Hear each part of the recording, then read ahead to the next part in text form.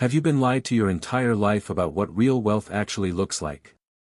Most people spend decades chasing the dream of owning a home, believing it is the smartest financial decision they will ever make. But what if everything you were taught about buying a house is completely wrong, and the people who skipped homeownership and invested instead are quietly becoming millionaires while you are stuck paying a mortgage? Let's start from the very beginning, because before we can compare these two paths, you need to understand what each one actually means for your financial future. Buying a house is not just a lifestyle decision, it is a massive financial commitment that will shape every dollar you earn for the next 20 to 30 years of your life. When most people think about buying a house, they imagine building equity, having security, and owning something real and tangible. And yes, those things are true to some extent, but what nobody tells you is the enormous hidden cost that comes attached to every single mortgage payment you make each month. The moment you sign those mortgage papers, you are not just buying a home, you are agreeing to pay back far more than the house is actually worth today. A $300,000 home with a 30-year mortgage at 7% interest means you will end up paying over $700,000 in total, which means the bank quietly takes more than the house itself is even worth. Most financial advisors will tell you that your home is your biggest asset, but they rarely show you the full picture of what that asset truly costs you over time. The down payment, the interest, the property taxes, the insurance, the maintenance, the repairs, every single one of these costs silently drains your wealth in ways that most homeowners never even sit down to calculate. Now think about what happens on the other side of this equation, because this is where the story gets incredibly interesting. Instead of locking your money into a down payment and monthly mortgage payments, what if you took that exact same amount of money every single month and put it into the stock market through index funds? The stock market has historically returned an average of 10% per year over the long term, and while that number goes up and down in the short run, over 20 to 30 years, the power of compound interest turns even modest monthly investments into life-changing sums of money that most homeowners will never come close to reaching. The real question is not just where you put your money, but which path silently builds the most wealth while you are busy living your everyday life. Let's break down the idea of equity, because this is the strongest argument homeowners use to justify buying a house. They often say that every mortgage payment increases their equity, and that equity is a form of real wealth they can eventually use. On the surface, this sounds logical and even reassuring. But what this argument often ignores is how mortgage payments actually work in the early years. Most of your payment does not build equity at all. Instead, it goes straight to the bank as interest. This process is called mortgage amortization, and it is one of the most misunderstood concepts in personal finance. For example, imagine you buy a house with a $300,000 mortgage at 7% interest over 30 years. Your monthly payment would be around $1,996. However, in your first payment, only about $246 reduces your loan balance. The remaining $1,750 goes entirely toward interest, building no equity for you. This pattern continues for many years. In fact, most homeowners spend over a decade paying more in interest than in principal each month. So while people claim that buying a house builds equity quickly, the reality is much slower and far less rewarding in the beginning. Now compare this with investing the same money in the stock market. From the very first day, every dollar you invest starts working for you. Unlike mortgage payments, where most of your money benefits the bank early on, invested money begins growing immediately. Through compound interest, your returns generate more returns, and those returns create even more growth. Over time, this snowball effect becomes incredibly powerful. That is why investors like Warren Buffett call compound interest the eighth wonder of the world, because it quietly builds wealth in a way most people underestimate. Let us now talk about something that most real estate agents will never tell you when they are sitting across the table trying to sell you the biggest purchase of your life. One of the most powerful advantages of investing in the stock market over buying a house is something called liquidity, and this single concept alone can completely change how you think about wealth. Liquidity simply means how quickly and easily you can access your money when you need it most in life. When your money is tied up in a house, it is essentially frozen in place. If you lose your job, face a medical emergency, or need cash urgently, you cannot just sell one bedroom to cover your expenses.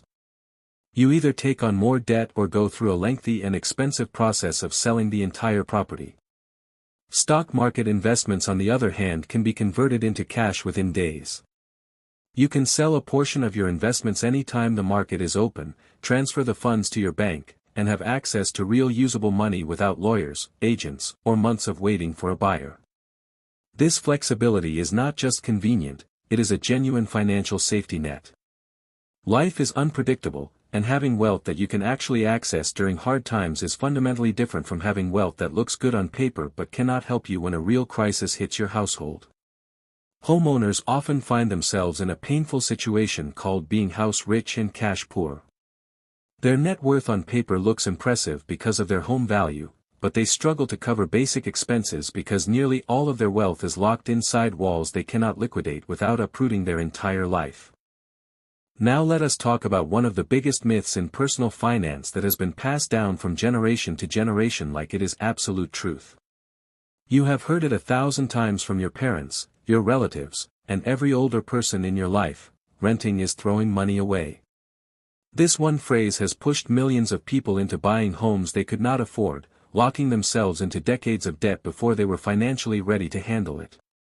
But here is the reality that nobody wants to say out loud. When you pay rent, you are buying something extremely valuable every single month. You are buying flexibility, freedom from maintenance costs, freedom from property taxes, and the ability to move wherever opportunity takes you without being chained to a physical location. When you own a home, every repair, every broken pipe, every leaking roof, every HVAC replacement comes directly out of your pocket.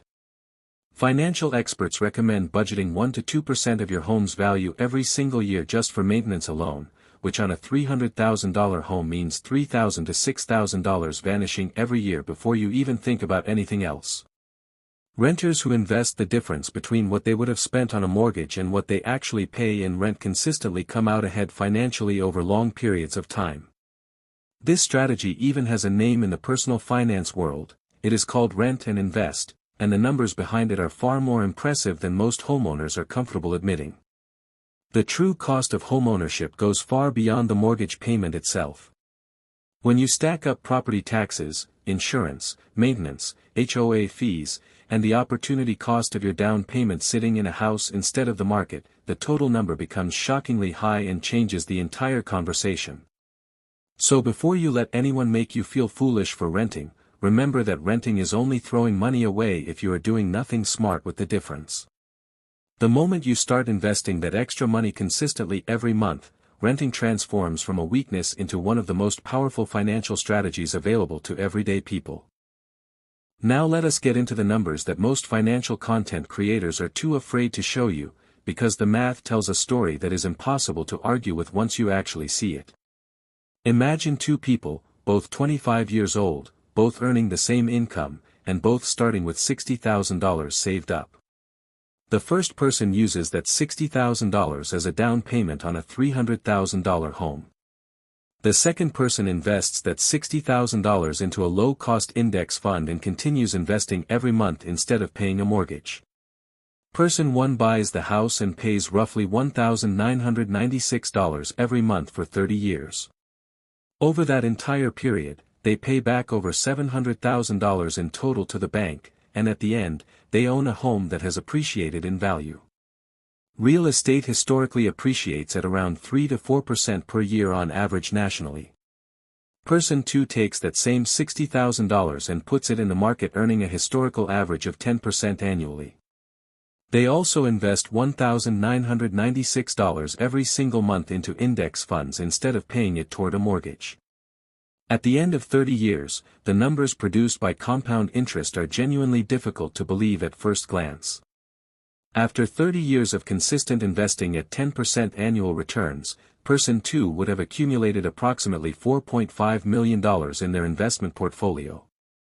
Meanwhile, Person 1 owns a home that started at $300,000 and after 30 years of 3% annual appreciation is now worth roughly $729,000 after paying over $700,000 to the bank.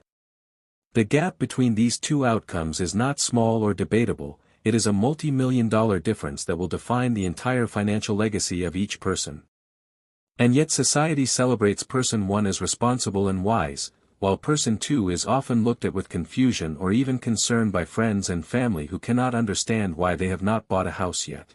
Now, before you walk away thinking that investing always wins and buying a house is always a mistake, let us slow down, because the truth is far more nuanced than any single headline can capture.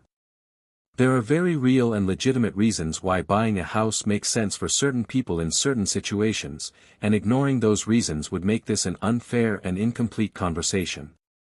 The goal here is not to tell you what to do, but to give you the full picture so you can make the smartest decision for your own specific life circumstances. If you live in a city where you plan to stay for at least 7 to 10 years, buying a home starts to make significantly more financial sense. The break-even point, which is the moment when buying becomes cheaper than renting, typically takes several years to reach because of closing costs, agent fees, and early mortgage interest payments that heavily favor the bank. Homeownership also provides something that no investment portfolio can ever fully replace, and that is psychological stability and emotional security.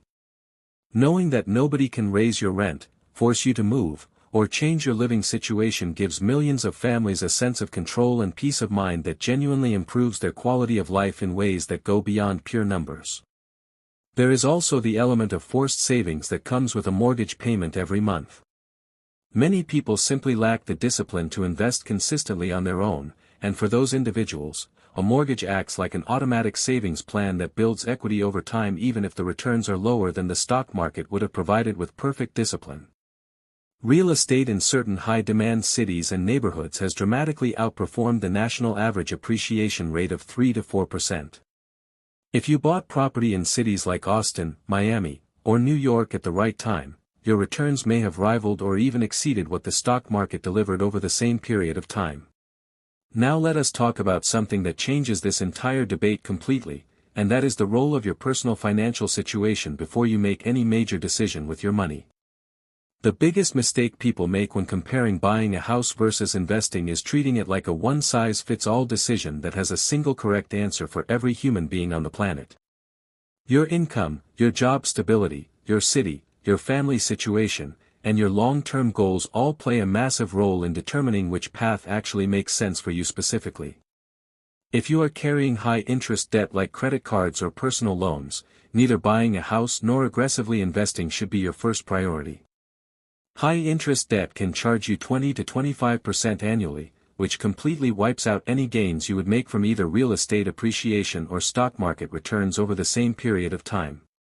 Your emergency fund is another critical factor that most people skip over in their excitement to either buy property or start investing.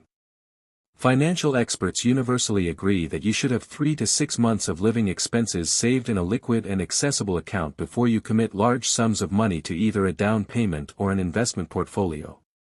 Job stability and income consistency matter enormously when making this decision as well. If your income fluctuates significantly from month to month, locking yourself into a fixed mortgage payment that must be made regardless of how business is going can create devastating financial stress that impacts every other area of your life in deeply negative ways. Your age and timeline also dramatically shift which option makes more sense for your situation. A 25-year-old with 35 years until retirement has an enormous amount of time for compound interest to work its magic in the stock market. A 45-year-old looking for stability and a paid-off home before retirement is working with a completely different set of priorities and timelines. Now let us talk about what the wealthiest people in the world actually do, because their behavior tells us something incredibly important that most personal finance advice completely ignores.